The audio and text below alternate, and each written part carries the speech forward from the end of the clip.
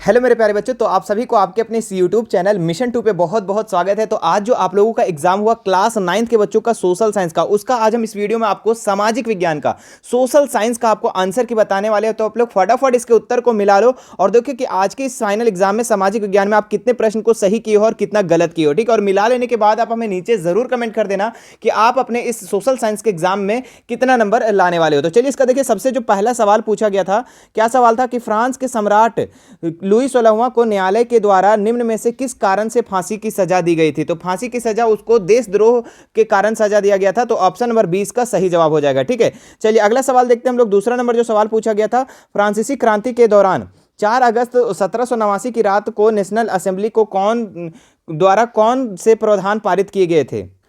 तो इसका जो उत्तर हो जाता है आप लोग को इनमें से सभी। ठीक है, ऑप्शन नंबर डी दूसरा का। चलिए तीसरा नंबर में आ जाइए, क्या है, औद्योगिक समाज एक पूंजीवादी समाज है। यह विचार किनका था। तो ये कार्ल मार्क्स का था। ठीक है, ये सवाल आप लोग को हम करवा दिए थे। अगला सवाल देखो, क्या है, रूसी इतिहास में निम्न में से किस क्रांति को खूनी रविवार के नाम दिया गया। 1905 की क्रांति, बताओ, नहीं बताए थे। ये सवाल ए नंबर इसका राइट उत्तर हो जाएगा। अगला सवाल देखिए क्या दिया हुआ है, जर्मन को संकट से निकालने के लिए डॉफ योजना किसने बनवाई। ठीक है, ये बनाया था अमेरिका। कौन बनाया था, अमेरिका। ठीक है, ऑप्शन नंबर सी इसका राइट हो जाता है। अगला सवाल देखिए क्या दिया हुआ था, वह स्थिति जब कीमतें बेहिसाब बढ़ जाती है। जब कीमतें बढ़ जाती है मेरे प्यारे बच्चों, तो वो मुद्रास्फीति का होता है। मुद्रास्फीति मतलब अति मुद्रास्फीति। ऑप्शन नंबर 20 का सही जवाब हो जाता।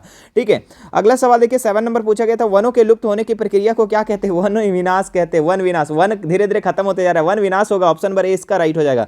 चलिए अगला सवाल देखिए, आप लोग का जो आज का एग्जाम था कुछ ज्यादा हार्ड नहीं था और ज्यादा इजी भी नहीं था, एकदम मीडियम टाइप से था। ठीक है, पिछले बार तो बहुत हार्ड टाइप से दे दिया, लेकिन इस बार बहुत ही अच्छा क्वेश्चन दिया। ठीक है, हमने डर रहा था कि पता नहीं किस टाइप से क्वेश्चन देगा।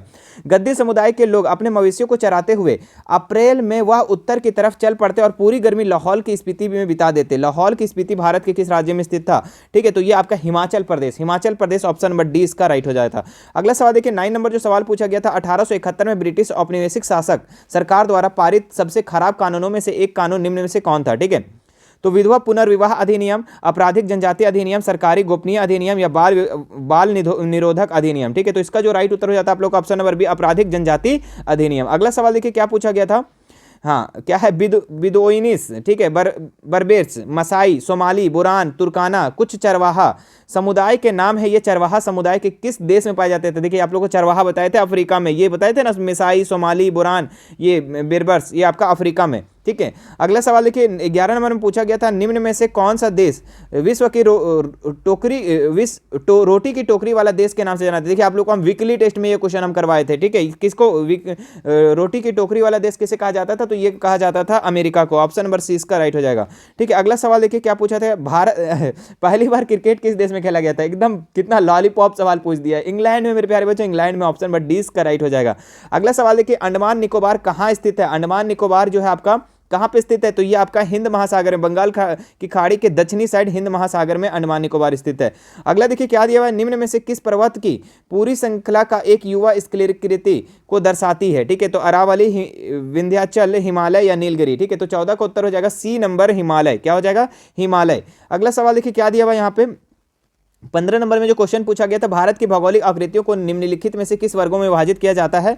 ठीक है, तो इसका आप लोग का 15 का जो हो जाता है डी नंबर। जी हाँ, डी नंबर। ठीक है, ऑप्शन नंबर डी इसका सही हो जाता है। अगला सवाल देखिए क्या पूछा गया था 16 नंबर में, है ना, सिंधु, गंगा, ब्रह्मपुत्र इनकी सहायक नदियों से बने भारत के उत्तरी मैदान में किस प्रकार की मिट्टी पाई जाती है। जलोढ़ मृदा। जलोढ़ मृदा, है ना, बताए थे ना, जलोढ़ मृदा पाई जाती है। ऑप्शन नंबर सी इसका राइट हो जाएगा।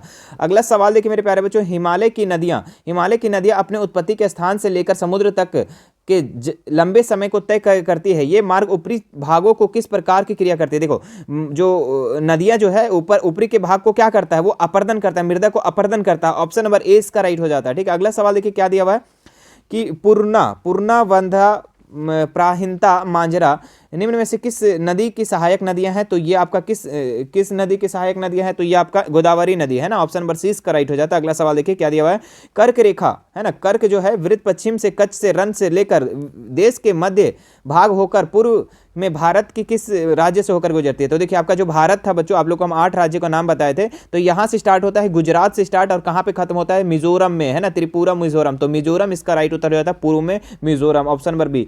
अगला सवाल देखिए क्या पूछा गया था, भारत की जलवायु किस प्रकार की हवाओं को अत्यधिक प्रभावित करता है, तो मानसूनी जलवायु को। ठीक है, अगला सवाल 20 नंबर में नहीं 21 नंबर में प्राय कृषि कहाँ की जाती है, तो कृषि कहाँ की जाती है, एकदम आप लोग कॉमन सेंस लगाना कि कृषि कहाँ किया जा सकता है। उपजाऊ भूमि पर, असमतल भूभाग पर, जंगल और घास के मैदान पर, इनमें से सभी। ठीक है, तो सबसे ज्यादा कृषि कहाँ होगा, जहाँ उपजाऊ भूमि है। ठीक है, तो ऑप्शन नंबर ए इसका राइट हो जाता है। अगला सवाल देखिए, आप लोग हम बताएं कि थोड़ा कुछ ऐसा क्वेश्चन रहेगा, थोड़ा पलट के देगा, तो आपको कॉमन सेंस लगाना है। ठीक है, स्थानीय जलवायु, मृदा अपरदन तथा नदियों की धारा को निम्न में से कौन नियंत्रित करता है। ठीक है, तो मृदा अपरदन मिट्टी को कौन रोकता है, वहां की जलवायु क्लाइमेट को कौन, तो ये वन होगा, वन। ठीक है, ऑप्शन नंबर ए इसका राइट हो जाएगा। चलिए 23 नंबर सवाल देखिए क्या है, निम्न में से जनसंख्या परिवर्तन में प्रमुख कारण कौन सा है। ठीक है, तो जनसंख्या परिवर्तन, जनसंख्या में इफेक्टेड कैसे होता है कि कभी जनसंख्या भारत की ज्यादा हो गई, कम हो गई, कैसे, तो जन्म कोई लेता है, कोई मृत्यु हो जाता है, कोई प्रवास को इधर उधर चेंज करता है, तो ऑप्शन नंबर डी इसका सही जवाब हो जाएगा, इनमें से सभी।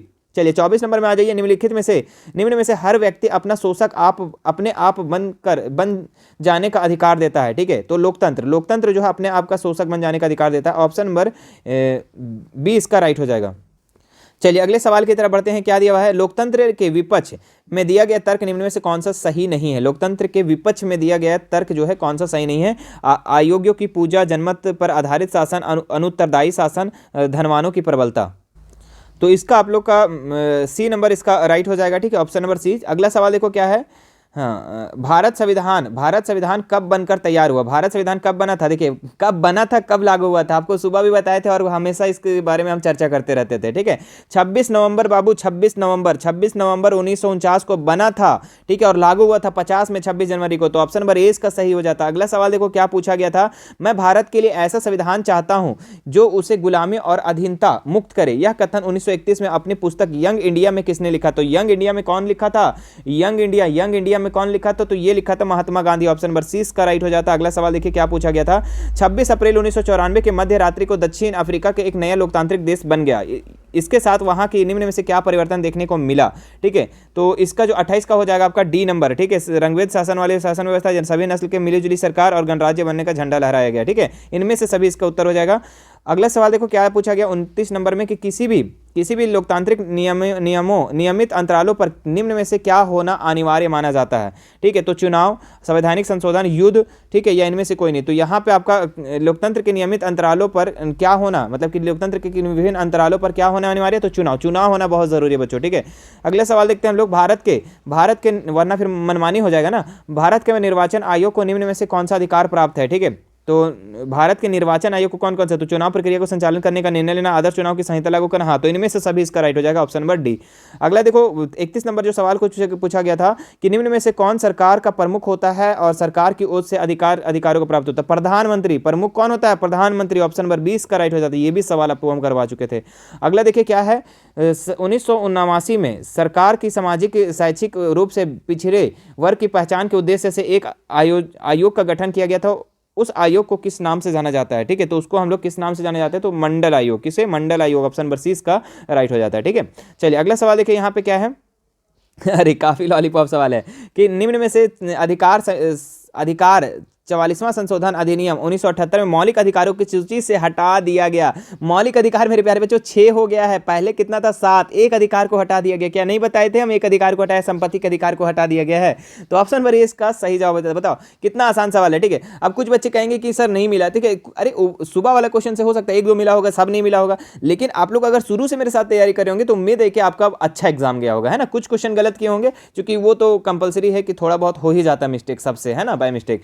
अगला क्या है, पालमपुर गांव में अधिकांश भूमि के स्वामी का उच्च जाति के माने जाते हैं। ठीक है, तो उच्च जाति, वहां पे टोटल परिवार 450 था, जिसमें 80 परिवार को उच्च जाति था। ठीक है, अगला सवाल देखते हैं हम लोग, निम्न में से कौन उत्पादन के निष्क्रिय साधन माने जाते हैं, तो ये आपका भूमि पूंजी हो जाएगा। ठीक है, निष्क्रिय साधन भूमि और पूंजी, ठीक है, एक दूसरे से बिना ये उत्पादन नहीं कर सकते। ठीक है, अगला देखो क्या दिया हुआ आपका कि जब प्राकृतिक संसाधन एवं भौतिक पूंजी की अपेक्षा जनसंख्या की मात्रा अत्यधिक वृद्धि होती है तो इससे निम्न में से किस प्रकार की आवश्यकताएं बहुत बढ़ जाती है। ठीक है, तो खाद्यान्न भी बढ़ जाएगा। ठीक है, शिक्षा भी, चिकित्सा भी, इनमें से सभी ऑप्शन नंबर डी हो जाएगा 36 का।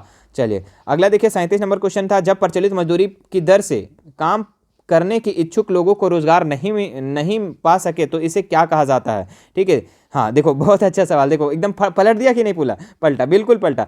जब यहाँ पे बोले थे बेरोजगारी का परिभाषा क्या होता है, तो आप लोग को था जब प्रचलित मजदूरी पर काम करने के लिए इच्छुक हो। अगर कोई भी व्यक्ति काम करने के लिए चाहता हो प्रचलित मजदूरी पर, जितना उसका प्रचलित मजदूरी 400 है तो 400, लेकिन फिर भी अगर उसको काम नहीं मिलता तो उसको हम लोग बेरोजगारी कहते हैं। ऑप्शन नंबर ए इसका राइट हो जाता है। अगला सवाल देखते हैं हम लोग क्या है 38 नंबर। निर्धनता रेखा का आकलन समय समय पर हर 5 वर्ष में निम्न में से किसके माध्यम से किया जाता है? निर्धनता रेखा का आकलन किससे किया जाता है? तो ये किया जाता है राष्ट्रीय प्रतिदर सर्वेक्षण संगठन के द्वारा। ठीक है, तो ऑप्शन नंबर 20 का राइट हो जाएगा। चलिए अगला सवाल देखिए 39 नंबर में। पंजाब हरियाणा जैसे राज्य में निम्न में से किस कारण से निर्धनता को कम करने में की पारंपरिक सफलता? पंजाब हरियाणा में ज़्यादा से ज़्यादा कृषि, उच्च कृषि दर इसका राइट उत्तर हो जाएगा। ठीक है, चलिए अगला सवाल देखते हैं हम लोग क्या दिया हुआ है। जो लास्ट सवाल था, सरकार निम्न में से किसके माध्यम से बफर स्टॉक का रखरखाव करती है? तो भारतीय खाद्य निगम। भारतीय खाद्य निगम ऑप्शन नंबर 20 का राइट होता है। तो ये था बच्चों आप लोग का आज का जो 40 सवाल था, ठीक है, जो कि काफी इजी सवाल था। कुछ एक दो क्वेश्चन मतलब कुछ क्वेश्चन को घुमाया हुआ था,